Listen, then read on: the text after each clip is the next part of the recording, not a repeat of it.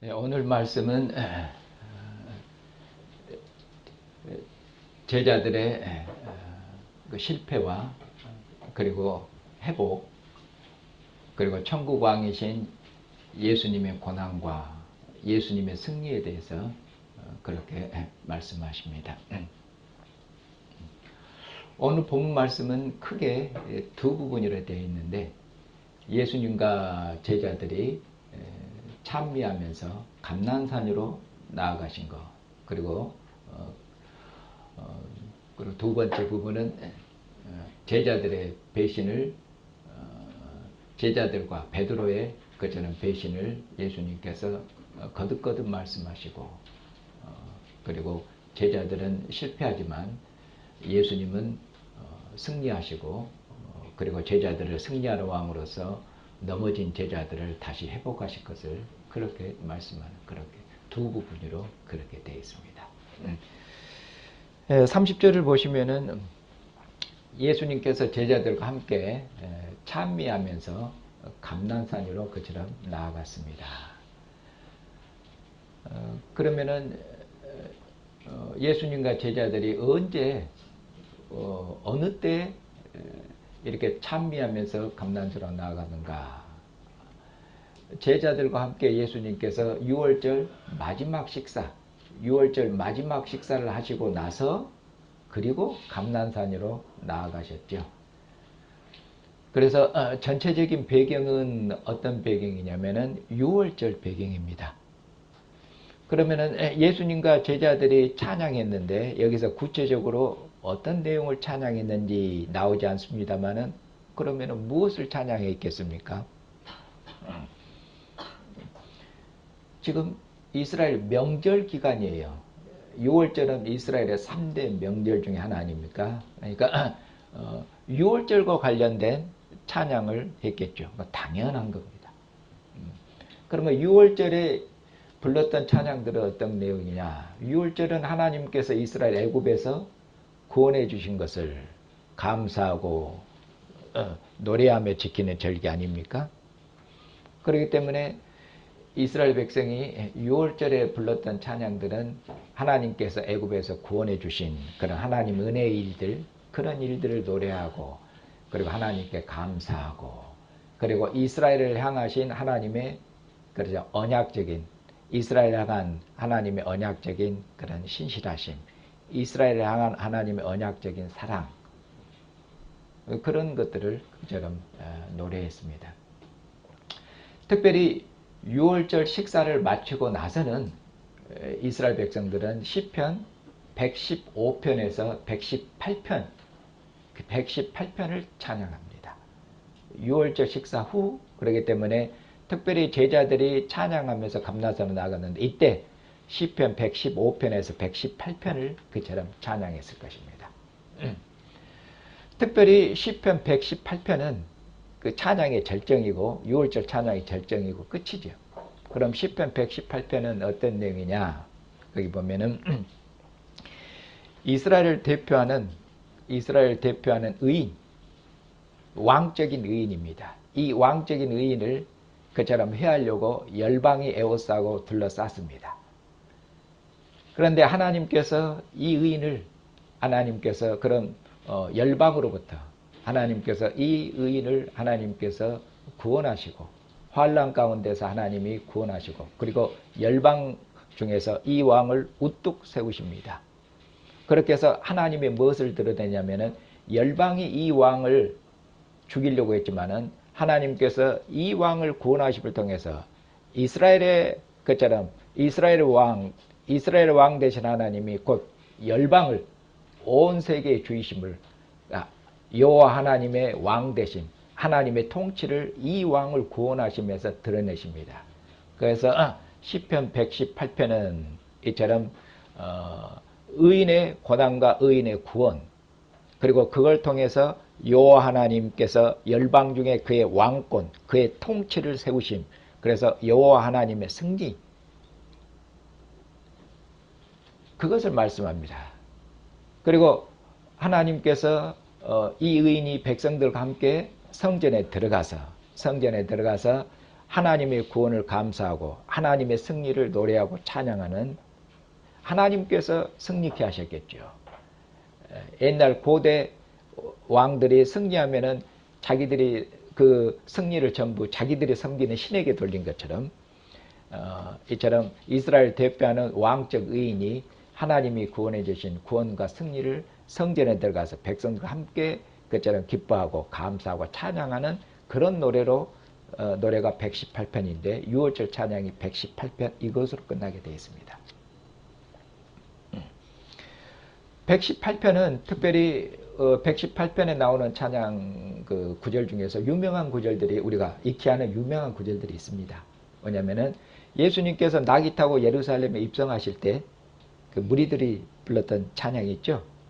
호산나 호산나 다윗의 자손이여, 주의 이름으로 오시는 이여. 호산나는 이제 여호와여 지금 이제 구원하시옵소서, 이제 우리를 도우소서, 그런 뜻입니다. 그래서 다윗의 자손 주의 이름으로 오시는 이여 호산나, 그렇게 하면서 이제 우리를 구원하옵소서, 그렇게 예수님을 그렇게 찬양했던 그 찬양이 시편 118편에 있습니다. 그리고 또 예수님께서 말씀하신 건축자들이 버린 돌이, 건축자들이 쓸모없다고 버린 돌, 건축자들이 버린 돌은 어쩝니까? 건물에 아주 중요한 모퉁이 돌이 되게 하셨다고. 주께서 행하신 이 기이한 일을 내가 들어본 적이 없느냐. 예수님께서 성전에서, 예루살렘에 들어가 성전에 하신 말씀이시죠. 그래서 건축자들이 쓸모없다고 버린 돌은 의인의 고난, 118편에서 의인의 고난을 말씀합니다. 그런데 이 의인을 그처럼 쓸모없다고 버린 돌을 그처럼 구원하셔서 그처럼 건물에 그 모퉁이 돌이 되게 하셨다고 그렇게 말씀하고 있죠. 이것이 시편 118편에 나오는 그런 얘기입니다. 이 시편을 이제 찬양하면서 갔는데, 이런 이제 하나님의 구원이, 하나님의 승리가 어디서 이제 절정에 도달하고 어디에서 완성되겠습니까? 당연히 하나님의 구원이 이제 이스라엘의 새로운 출애굽이 앞두고 있습니다. 예수님께서 6월절 마지막 식사를 하시면서 그렇게 말씀해요. 마지막 식사를 하시고, 그리고 예수님께서 그때 새 언약을 제정하시고, 그렇게 해서 6월절을 완성하시고 6월절을 끝내셨지 않습니까? 이것은 내 피요, 이것은 내 살이니 먹고 마셔라.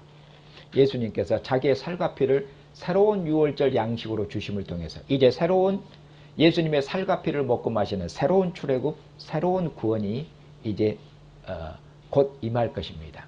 새로운 언약, 새로운 출애굽, 새로운 6월절, 이전의 6월절의 것처럼 끝내고 새로운 6월절이 주어질 것입니다. 바로 그것을 앞두고 있는 그런 배경입니다. 그래서 이제 새로운 구원과 새로운 출애굽이 그런 임박한 가운데서, 이제 임박한 가운데서 예수님께서 제자들과 함께 이 찬양을 부르면서 이제 아들 안에서 이제 예수님을 통해서 하나님의 최후의 승리가, 하나님의 통치가 그처럼 드러나게 될 것이고, 이스라엘의 온전한 구원이 임하게 될 것입니다.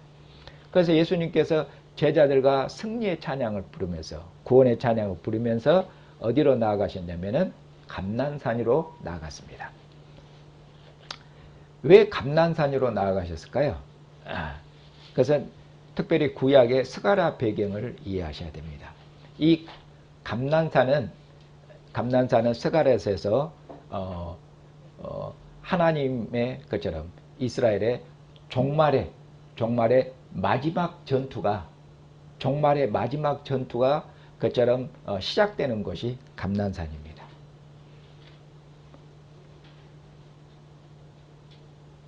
이 감난산이 종말의 전투가 시작되는 곳이에요. 스가랴 14장, 특별히 스가랴 14장을 배경으로 하고 있습니다. 그러니까 예수님께서 찬양을 부르시면서 감난산이라고 하는 것은 무엇을 위해서 감난산으로 나아가신 것입니까? 그럼 예수님께서 마지막 최후의 전투를 시작하시려고 가신 것이에요. 감난산으로 가셨는데 더 구체적으로는 감난산 어디로 가십니까? 뒤에 보시면은 감난산에 뭐가 있냐면은 겟세마네 동산이 있습니다. 그러니까 예수님께서 감난산으로 가신 것은 더 구체적으로는 겟세마네 동산으로 가신 것이에요.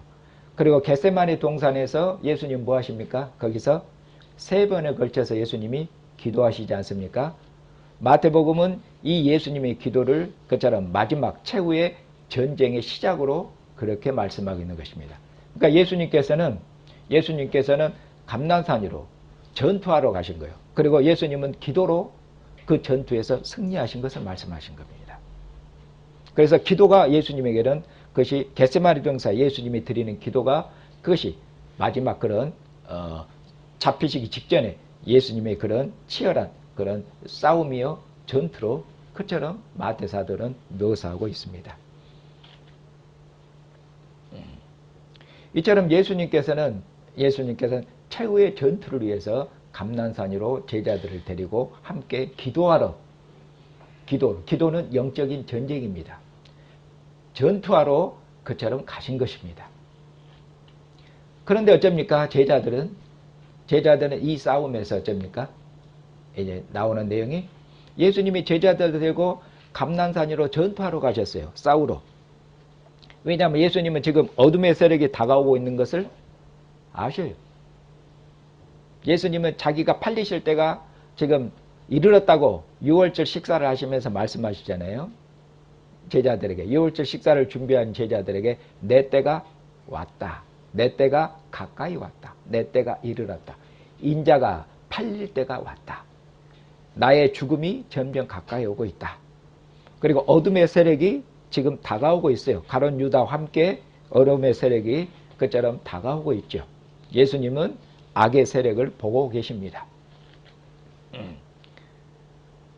그래서 예수님께서는 이처럼 최후의 전투를 위해서 제자들 데리고 감난산으로 가셨는데 그런데 제자들은 이 전투에서 실패할 것을 말씀하죠. 뭐라고 말씀하냐 예수님께서 31절에 그때 찬미하고 감난산으로 나갈 때 바로 그때예요.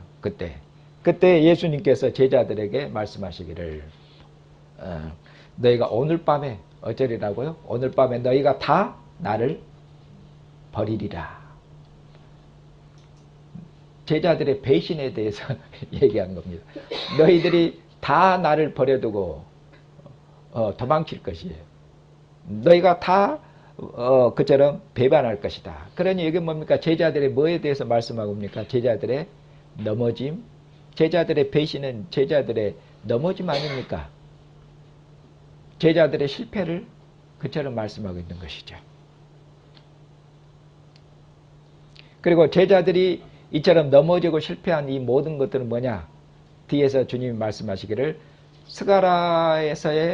스가라 그 예언 선지자를 통해서 말씀하신 하나님의 말씀대로 기록된 말씀대로 이런 것들이 이루어질 것이라고 그렇게 말씀하십니다. 그것이 31절 하반절을 보시면은 기록된 바 내가 목자를 치리니 양의 떼가 흩어지리라 하였느니라. 기록된 바는 스가랴서에 기록된 바, 스가랴서 특별히 13장 7절에 있는 말씀입니다. 스가랴서 13장 7절을 보시면은 내가 목자를 치리니 양의 떼가 흩어지리라. 여기서 목자는 이스라엘의 왕적인 지도자들 두고 한 얘기죠. 그리고 이것을 예수님에게 지금 예수님께서 자신에게 적용하고 있는 것이죠. 그리고 양떼는 스가랴서에는 이스라엘이고 여기서는 주님의 제자들이 되겠죠. 그래서 성경에 기록된 대로 그처럼 너희가 목자가 침을 당하고 목자의 침은 뭡니까? 예수님께서 체포당하시고 그리고 예수님께서 고난을 당하시고 십자가에 못 박히신 예수님의 죽으심에 대해서 말씀하는 것입니다. 이처럼 목자가 침을 당할 것인데 목자가 체포당하고 목자가 죽임을 당하게 될 것인데 그렇게 되면은 그처럼 목자에게 속한 양떼들이 뿔뿔이 그처럼 흩어지게 도망치게 될 것이더라고 그렇게 스가랴서 예언했는데 그 예언이 이루어질 것을 말씀하고 있습니다. 성경에 말씀을 주님께서 인용하심을 통해서 제자들이 흩어질 것을 어쩝니까? 다시 한번 확정해주고, 이것은 어쩐다고 말씀합니까? 이건 확실한 것이라는 것이죠. 너희들이 배반할 것인데 성경대로 그렇게 이루어질 것이다. 이렇게 확실한 제자들의 것처럼 배반에 대해서 말씀하고 있는 것입니다. 스가랴 13장 7절에 있는 말씀은 어떤 맥락 가운데 나오냐면은 이 목자의 목자의 고난과 목자의 죽으심에 대해서 나옵니다. 그리고 이 목자가 침을 당하고 나서 이스라엘은 정결하게 되고, 그리고 이스라엘은 새롭게 되고, 이스라엘은 회복되고, 이스라엘은 구원될 것입니다. 목자가 침을 당하고 나서 그리고 양들이 뿔뿔이 흩어지지만은, 그리고 나서 다시 이스라엘이 새롭게 되고 정결하게 되고 이스라엘 회복과 구원에 대해서 말씀하는 내용이 스가랴 13장 7절 전후에 있는 내용입니다. 그래서 목자의 침과 그리고 나서 이스라엘의 구원의 문제가 연결되어 있습니다. 그래서 여기 보면은 예수님께서 침을 당할 것이라고 잡히시고 예수님이 죽으실 것을 말씀하고 있죠. 그러면 예수님께서 잡히시고 죽으시는 것은 무엇을 위한 것입니까? 예수님께서 잡히시고 죽임을 당한 것은 힘이 없으셔서 그냥 당해버리신 것이 아닙니다. 예수님을 대적하는 원수들에게서 예수님이 그냥 체포당하시고, 그리고 불의한 재판을 받으시고, 그냥 십자가에 그냥 죽임을 당하셨는데, 힘이 없어서, 지혜가 없어서 제자들이 배신해서 그냥 당해버린, 억울한 죽음을 당한, 그렇게 말씀하지 않습니다. 성경은 예수님께서는 제자 중 하나 가룟 유다가 배신할 것을 알고 계셨고 그렇게 말씀합니다.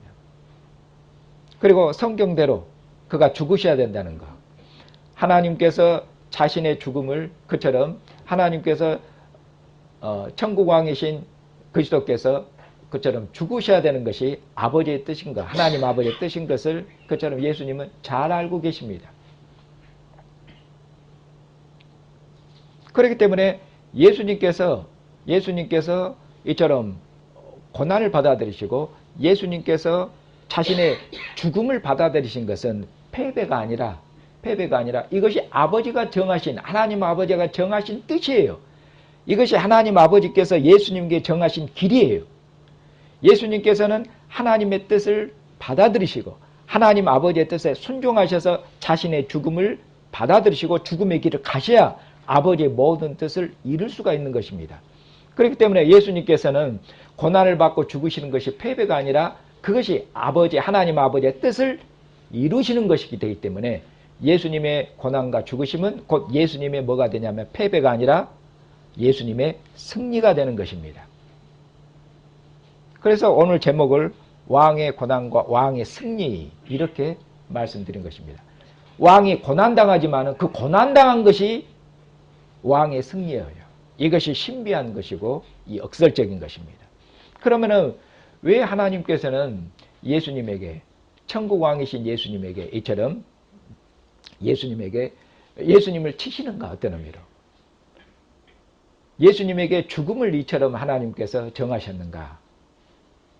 왜 예수님은 죽으셔야만 되는가? 그 말입니다. 왜 예수님은 잘못한 것도 없으신데 예수님은 왜 죽으셔야 되냐고 말입니다. 왜? 십자가에 내어주시는 것이, 아버지께서 천국왕이 예수님을 십자가에 내어주는 것이, 이것이 하나님의 뜻인데 왜 하나님께서 아들을 십자가에 내어주시지 않고 말씀해요? 그건 다른 것이 아니라 죄 때문에 그런다고 말씀하겠습니다.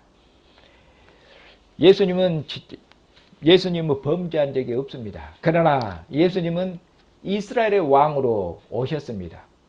이스라엘의 왕으로 오셨고, 이스라엘은 하나님 앞에 범죄해서 하나님의 언약적인 저주와 하나님의 그처럼 심판과 징계 아래 있습니다.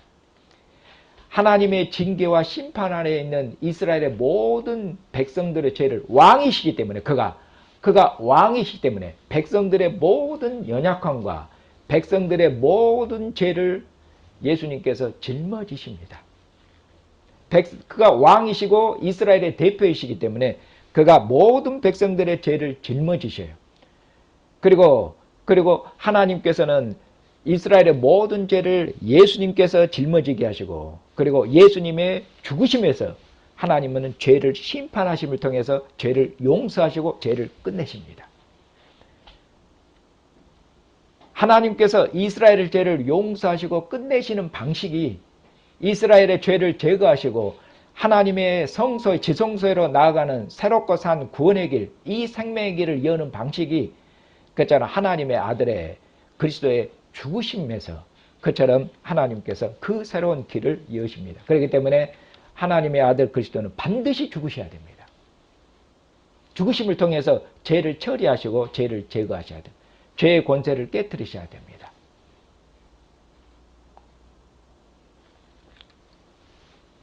그러니 이처럼 그리스도의 죽으심이 하나님께서 목자를 치신 것이, 그것이 곧 죄를 제거하시는 하나님의 방식이기 때문에, 곧 그리스도의 죽으심은 그리스도의 승리이며 동시에 누구의 승리이십니까? 하나님은 그리스도의 죽으심을 통해서 죄를 처리하시고 제거하시기 때문에 하나님의 승리가 되는 것입니다. 아버지의 뜻에 순종하신 그리스도의 승리일 뿐 아니라 하나님께서는 하나님이 세우신 계획대로 이스라엘 모든 죄를, 이스라엘에 내린 모든 언약적인 저주를 하나님께서 아들의 죽으심에서 끝내시고, 그리고 이제는 그리스도 안에서 하나님을 아버지로 부르며 그리스도 안에서 이제는 하나님의 지성소로 나아가서 하나님 얼굴을 뵙는 새로운 생명의 길, 새로운 영광의 길, 구원의 길, 이것을 하나님께서 여십니다. 이것이 하나님의 승리가 아니면 무엇이겠습니까? 그래서 예수님께서는 이처럼 너희들은 실패할 것이지만은, 그렇게 말해요. 너희들은 넘어질 것이다. 너희들은 다 배신할 것이다. 그러나 예수님은 어쩝니까? 예수님은 실패할 수가 없는 분이십니다. 그러나 예수님은 아버지의 모든 뜻에 순종해서 고난을 당하시고 죽으실 것이에요. 그렇게 해서 아버지의 모든 이 뜻을 이루시고 승리하실 것이에요. 그렇기 때문에 예수님께서는 뒤에서 말씀하시기를 그러나, 이렇게 말씀해요. 그러나 32절 그러나 내가 살아난 후에 너희보다 먼저 갈릴리로 가리라, 이렇게 되어 있어요. 예수님이 부활하실 것을 말씀하고 있습니다. 예수님이 부활하셨는데 이제 어떤 분으로 부활하십니까? 이제 부활하셨는데 아버지의 모든 뜻을 이루시고 부활하신 거 아닙니까? 십자가에 죽기까지 순종하셔서 아버지의 모든 뜻을 이루신 이 아들을 하나님께서 죽은 자 가운데 살리시고, 그리고 살리신 이 아들에게 하나님께서 하나님의 모든 권세, 하늘과 땅의 모든 권세를 하나님께서 이 부활하신 천국의 왕에게 하나님께서 주십니다. 그래서 이제 부활하신 왕, 승리하신 왕이시죠. 사마의 권세를 깨뜨리신 그처럼 생명의 임금이신 왕, 이 왕께서 그처럼 이제 어디로 가시냐고 말씀하고 또 갈릴리로 가신다고 해요. 특별히 예수님께서 가시는데 갈릴리로 가신다고 말씀해요. 왜 갈릴리로 가십니까? 왜 갈릴리로 가냐면은 예수님께서 사역을 제일 처음 시작하셨던 곳이 어디입니까? 예수님께서 제자들을 부르신 곳이 어디입니까? 갈릴리에서 예수님께서 그의 사역을 시작하셨고, 갈릴리에서 예수님께서 그의 제자들을 부르셨습니다. 그러면 예수님의 사역은 무엇입니까? 천국이 가까이 왔느니라. 그렇게 말씀해요. 예수님께서는 하나님 나라를 그처럼 전파하시고 하나님 나라를 그처럼 설립하시는 그런 일을 하신 것이죠.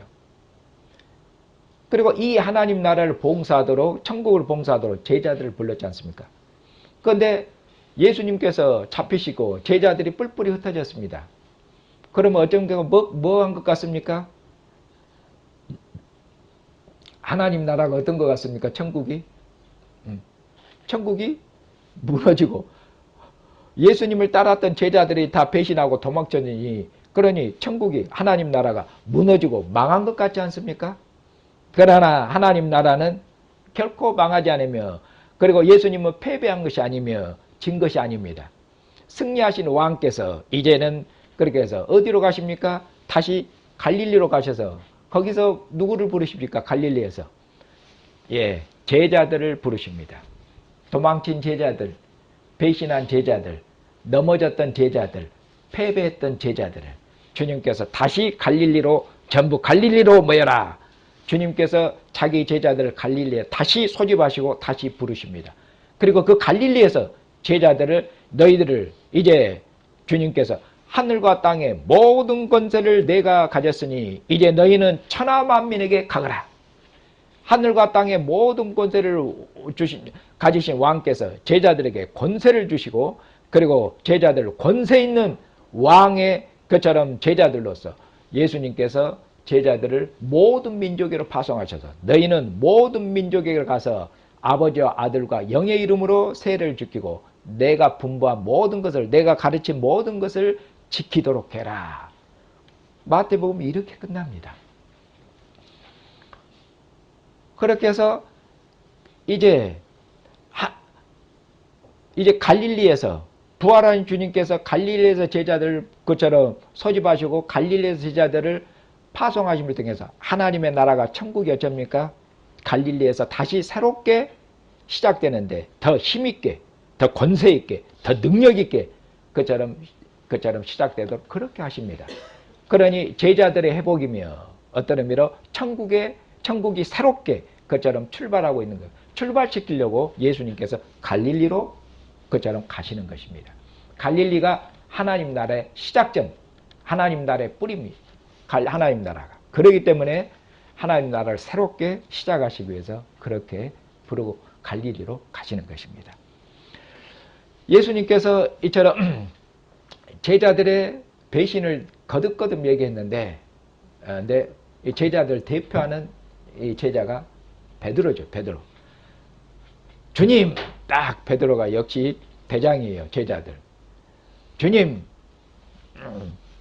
다른 사람들은 다 주를 버리고 도망갈지라도 나는 절대로 안 도망칩니다. 이렇게 얘기합니다. 베드로가 아주 자신있게, 그래서 주님에 대한 충성을 이야기합니다. 그때 뭐라고 말씀하십니까? 주님이 오늘 밤, 멀리 더 있지 않아요. 제가 오늘 밤에 닭 울기 전에 나를 3번 부인할 것이다. 그렇게 베드로의 부인, 베드로의 넘어짐, 실패, 베드로가 아주 호언장담했는데 넘어질 것을 말해요. 그러니까 뭐라고 합니까? 베드로가 아니다고. 주님은 거듭거듭 실패 제자들의 넘어짐을 얘기해도 베드로는 나는 아니다고.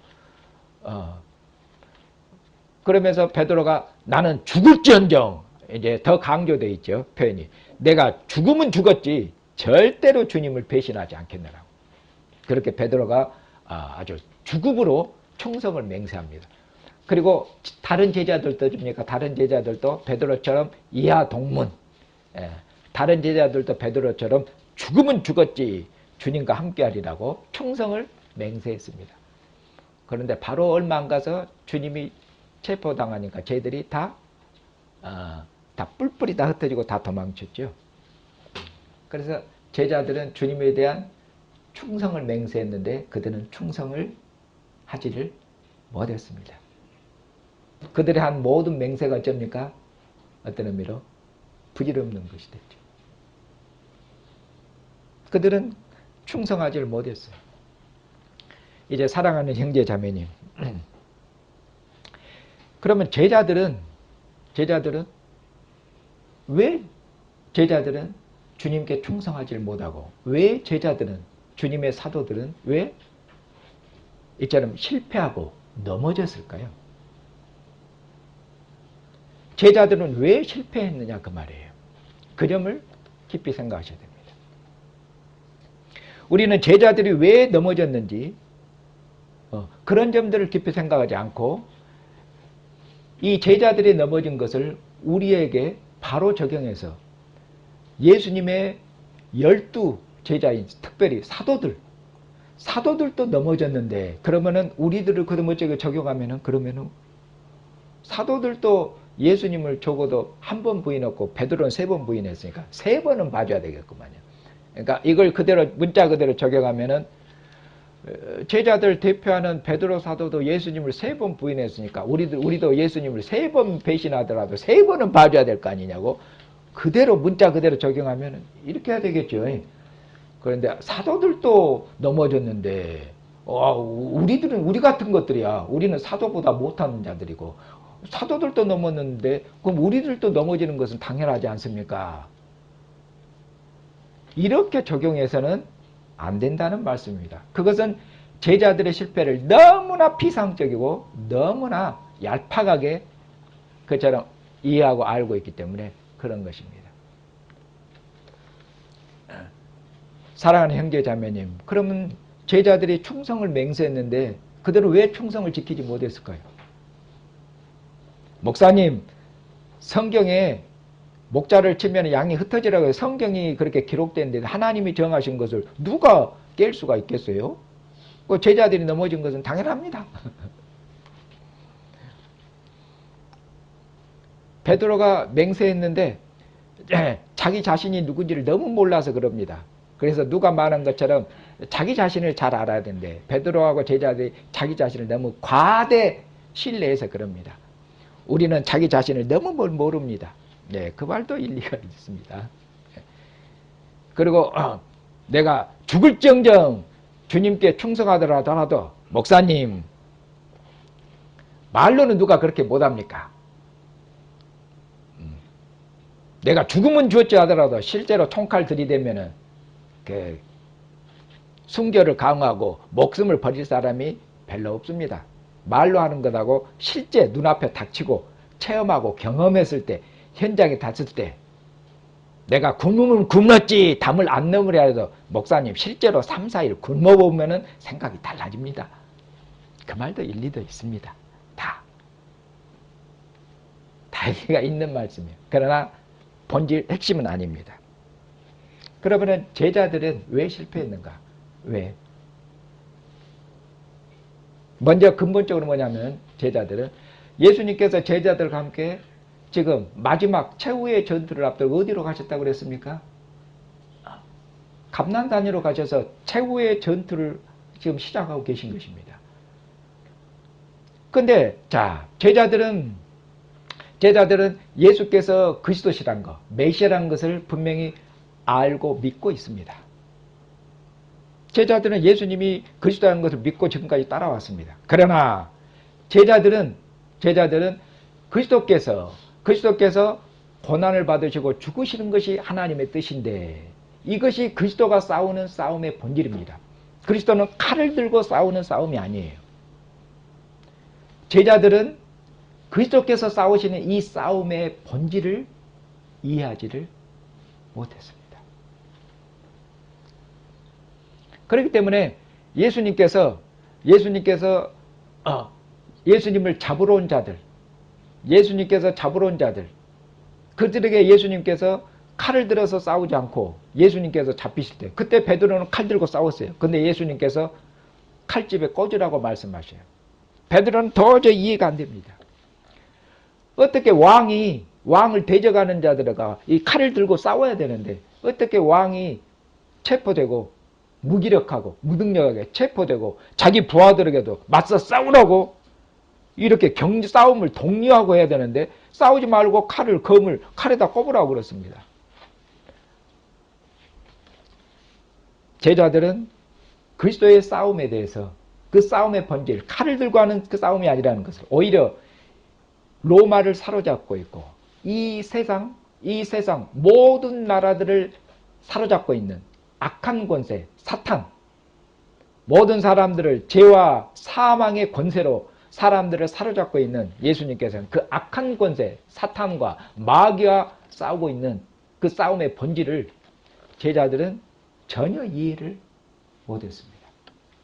그러므로 제자들이 예수님을 그리스도로 알고 있지만은 그들의 그리스도로 알고 있는 그들은 그리스도에 대한 지식은 어쩝니까? 대단히 제한적이고 대단히 피상적이에요. 그리스도를 알고 있는 그들의 지식이 굉장히 부족하다는 얘기예요. 그리고 그리스도의 싸움에 대해서도 제대로 이해를 못해요. 그리스도께서 싸우는 싸움이 어떤 싸움인지 제대로 이해를 못하는데 그리스도를 따르는 어떻게 보면 그리스도의 왕의 부하들이 왕이 싸우는 싸움이 어떤 싸움인지도 제대로 알지를 못하면서 왕의 싸움에 동참할 수 있겠습니까? 이게 말이 됩니까?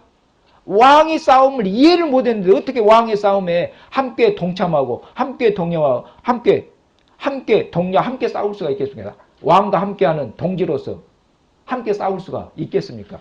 불가능합니다. 그러니까 예수님이 잡히시니까 그냥 다 도망쳐 버렸지 않습니까? 고난받는 메시아, 십자가에서 저주달려 저주받으시고 죽으시는 메시아, 그런 그리스도는 제자들은 상상할 수도 없고 제자들은 이해할 수가 없는 그런 왕입니다. 이해할 수가 없는 왕이에요. 뿐만 아니라 지금 예수님께서 예수님의 싸움에 제자들이 동참할 때 이때 예수님은 지금 부활하시기 전입니다. 예수님께서 부활하셔서 사망의 권세를 깨뜨리시기 전입니다. 예수님이 부활하셔서 사망의 권세를 깨뜨리셔요.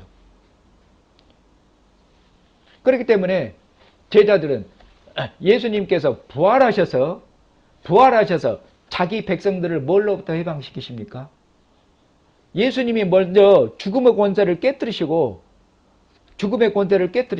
사망의 권세도 그의 손에 넣기 전에는 자기 백성들을 죽음의 권세로부터 해방시킬 수가 없습니다. 그렇기 때문에 그처럼 예수님이 부활하기 전에는 제자들이 실제로 죽음의 세력이 다가왔고 죽음에 맞닥뜨렸을 때입니까? 죽음에 맞닥뜨렸을 때 그들이 두려워하고 벌벌 떨고 죽을까 무서워서 그렇게 해서 주님을 베드로가 부인했고 도망쳤던 거 아닙니까? 그리고 예수님이 부활하셨던 것을 알기 전에 그들이 유대인들이 들어와서 문도 꼭꼭 잠그고 죽을까 무서워서 그런 거 아닙니까? 그랬던 것입니다. 그래서 제자들은 어떤 의미로 하나님의 뜻도 제대로 이해를 못했고 그리스도의 고난에 대해서 죽으심에 대해서 이해를 못했고 그리스도께서 싸우는 싸움이 어떤 것도 전혀 이해를 못했고 그리고 그리스도께서 부활하셔서 사망을 정복하고 이기시기 전이기 때문에 제자들은 실패할 수밖에 그런 의미로 없었다는 얘기입니다. 이런 상황들을 고려하지 않고 사도들이 넘어진 것을 우리에게 바로 즐겁게 하면 안 된다는 그런 말씀이에요.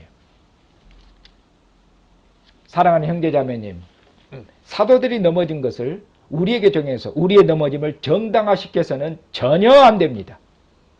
전혀 안 됩니다. 사도들은 부활하신 후에 도망친 적이 없습니다. 사도들은 부활하신 후에 주님께서 사도들은 그처럼 죽을까 무서워서 주님을 부인한 적이 없습니다. 사랑하는 형제 자매님, 이제 우리들은 어쩝니까? 우리는 부활하시기 전에 사도들보다 교회는 훨씬 더 나은 위치에 있습니다. 사도들은 그리스도에 대해서 잘 이해를 못했습니다. 그리스도의 싸움에 대해서 이해를 못했습니다. 그리스도께서 잡히시고 죽으신 것이 왕이 패배한 것이 아니라 왕의 승리라는 것을 이해를 못했습니다. 이해를 못했어요. 하나님의 뜻을 이해를 못했습니다. 그러나 우리는 어쩝니까? 그러나 교회는 어쩝니까? 그러나 우리는 압니다. 그러나 우리는 압니다. 그리스도께서 고난당하시고 죽으신 것이 아버지의 모든 뜻을 이루기 위함인 것을 압니다. 그리스도께서 어떤 그리스도인지를 우리는 확실히 압니다. 그리스도의 싸움이 어떤 싸움이었는지를 압니다. 악한 자와의 싸움이었고 그리고 그리스도께서 악한 자를 이기셨다는 것을 승리하셨다는 것도 압니다. 우리는 그리스도께서 승리하신 왕이심을 압니다. 그리고 그리스도께서 이제는 죽음의 권세를 깨뜨리셨다는 것을 압니다. 그분께서 음부와 사망의 열쇠가 그분의 손에 있다는 것을 압니다. 하늘과 땅의 모든 권세를 가지셨은 그리고 그분이 교회와 세상 끝날까지 함께 하시며 그분이 교회를 지키시고 그분이 교회를 돌보시며 그분이 교회를 보살핀다는 것을 압니다. 음부와 사망의 권세가 주님 손에 있습니다. 사랑하는 형제 자매님, 우리는 부활하시기 전 주님께서 우리를 부르신 것이 아니라 부활하신 주님께서 우리를 불렀습니다. 승리하신 주님께서 우리를 불렀습니다. 하늘과 땅의 모든 권세를 가지신 주님께서 우리를 불렀습니다. 죄와 사망의 권세로부터 해방시키신 주님께서 우리를 불렀습니다. 그래서 우리는 부활하신 왕의 백성입니다. 죽음의 권세를 이기신 왕의 백성이며 하늘과 땅의 모든 권세를 가지신 왕의 백성이며 장차 오셔서 만국을 심판하실 권세 있는 이 왕의 백성입니다. 이 왕의 백성으로 부름을 받았는데 여전히 죽을까 무서워서 벌벌 떨고 있으면은 이거 죄송한 말 부끄럽지 않습니까? 민망하지 않습니까? 우리 왕이 누구십니까? 이제 죽음을 이기신 왕 아닙니까? 주님께서 말씀하기를 너희가 죽어도 어디 있다고요? 예수님은 산 자와 죽은 자의 주님, 뭐 죽음의 세계는 염라대왕이 관장하고 있는 게 아니라 죽음의 세계도 주님이 관장하시며 산 자의 세계도 주님의 손에 있습니다. 우리는 죽어도 주님께 속했으며 살아도 주님의 것입니다. 우리는 살아도 살든지 죽든지 주님 것이며 죽어도 주님과 함께 있습니다. 주님께서 그 권세를 내가 가지고 있느라고 말씀하고 있지 않습니까? 너희는 죽어도 나와 함께 있다. 그 어떤 권세도 죽음의 권세도 그처럼 목자와 양된 이 관계를 끊을 수가 없다고 그렇게 말씀해요. 왜? 주님께서 죽음을 이기셨기 때문에 죽음의 권세를 밟아버리셨기 때문에 죽음의 권세가 그의 백성들을 해롭게 하거나 무너뜨릴 수가 없습니다. 우리는 이 권세 있는 백성, 이 승리한 백성, 부활하신 백성, 부활하신 주님의 백성으로 그처럼 부를 받았습니다. 그런데 죽을까 무서워서 벌벌 떨고 있으면 이거 진짜 이건 민망한 것입니다. 예수님은 나의 왕이라고 부르기도 어쩝니까? 부르기도 부끄러워요. 우리로 다시는 죽을까 무서워서 일생에 매어서 사람의 종로로 하지 않도록 부활하신 주님께서 우리를 죄와 사망의 권세로부터 우리를 해방하신 것은 다시는 죽음의 종으로 죽을까 무서워서 사람의 종으로 살지 말라고 우리를 구원하신 것이에요. 우리를 구원하신 거. 그런데도 우리는 여전히 죽을까 무서워서 무엇을 먹을까, 무엇을 마실까, 무엇을 입을까 하고 근심하고 걱정하고 염려하고 먹고 마심 때문에 죽음을 두려워서 벌벌 떨고 있습니다. 그러면서 사도들도 죽을까 무서워서 배반했는데 그러니까 그것은 전혀 안 맞는 얘기라는 얘기입니다. 전혀 안 맞는.